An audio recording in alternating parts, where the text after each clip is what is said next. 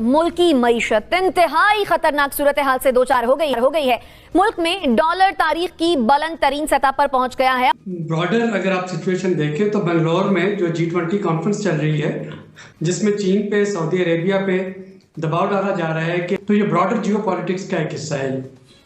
देखें जी, इन दोनों बातों की बहुत बड़ी सिग्निफिकेंस है। एक तो जो समिट हो रहा है इटसेल्फ, और दूसरा जो पाकिस्तान इसमें शामिल नहीं हुआ है। उससे ज्यादा इम्पॉर्टेंट चीज ये है कि वो जिस तरह की पॉलिसियां अपनाते हैं, ऐसी पॉलिसियां बनाते हैं जो इनफैक्ट पूरी दुनिया को मुतासर करते हैं।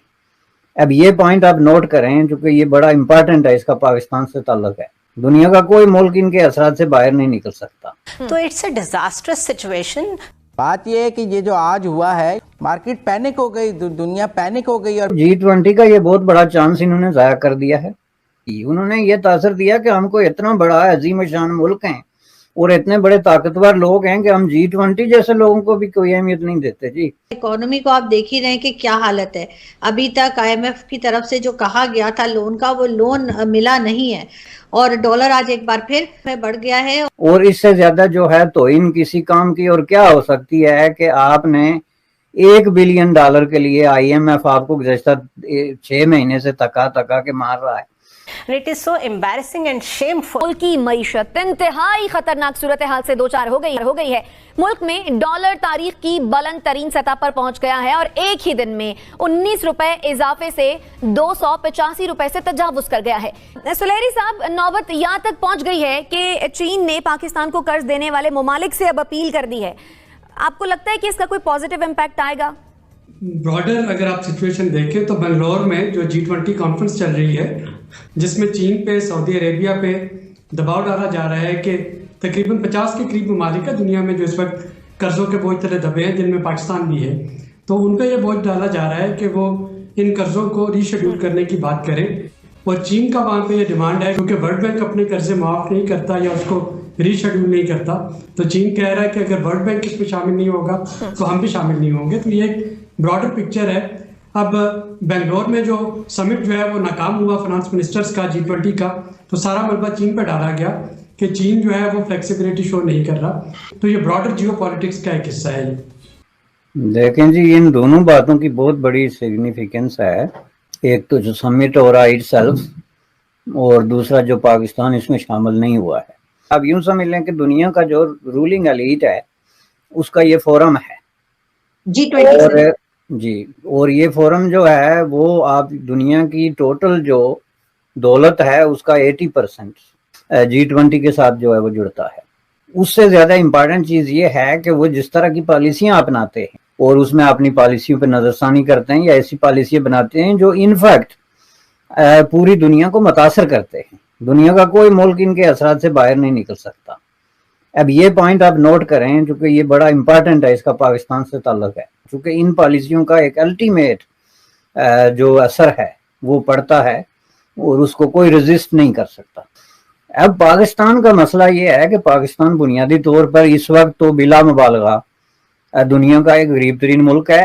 तो वो मुल्क जो है उसकी पॉलिसी तो ये होनी चाहिए कि हम अपनी अना के बुत जो हैं एक तरफ रख के तो हम दुनिया के साथ अपने आप को मर्ज करें, और स्पेसिफिकली ऐसे मुल्कों के साथ अपने आप को मर्ज करें जो बहुत तेज रफ्तारी से तरक्की की। और उसमें ज़ाहिर सबसे आगे इंडिया, पाकिस्तान के लिए इंडिया ही है।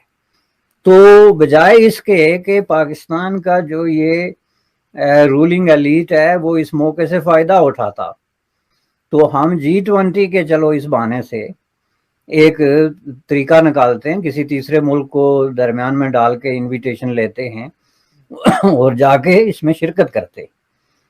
उन्होंने ये तासर दिया कि हमको इतना बड़ा अजीम शान मुल्क है और इतने बड़े ताकतवर लोग हैं कि हम G20 जैसे लोगों को भी कोई अहमियत नहीं देते। जी, यही वो चीज़ है जिसको अब वेस्टर्न जो डिप्लोमेट हैं और पॉलिटिशियंस हैं वो कोट कर रहे हैं कि पाकिस्तान की असल जो पॉलिसी है हमसे पैसे मांगना और हमें गालियां देना। हमारे पास आके हाथ जोड़ते हैं, पैसे दो, और वापस जाके अवाम में खड़े होकर हमें गालियां देते हैं। इसके अलावा कोई जो है इनका वो है नहीं।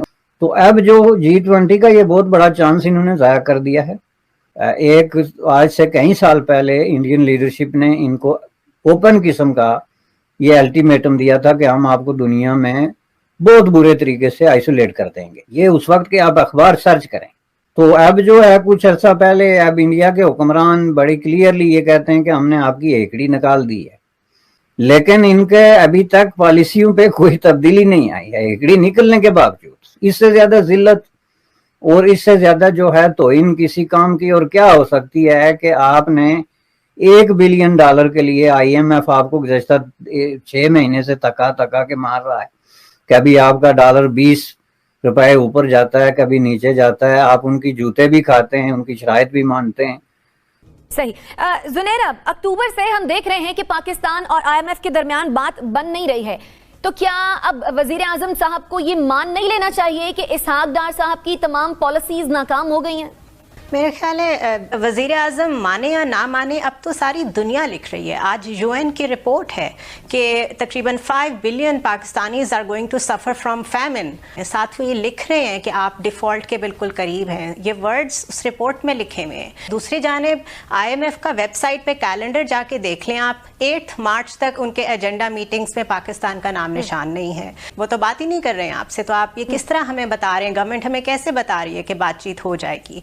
इसी तरह यूनाइटेड स्टेट्स ऑफ अमेरिका, उनके डिप्टी सेक्रेटरी से एक वर्चुअल मीटिंग थी पाकिस्तानी ऑफिशियल्स की। उसमें डार साहब ने उनसे रिक्वेस्ट की है कि हमारे साथ बिहेवियर ठीक नहीं है IMF का, आप काइंडली उनसे कहें अपना एटीट्यूड ठीक करें और हमारी हेल्प करें। तो चीज़ें अगर इतनी ठीक होती तो आप इस तरह दूसरे एजेंडा मीटिंग्स में बैठ के US को कह रहे होते कि प्लीज़ हेल्प अस। तो इट्स अ डिजास्टरस सिचुएशन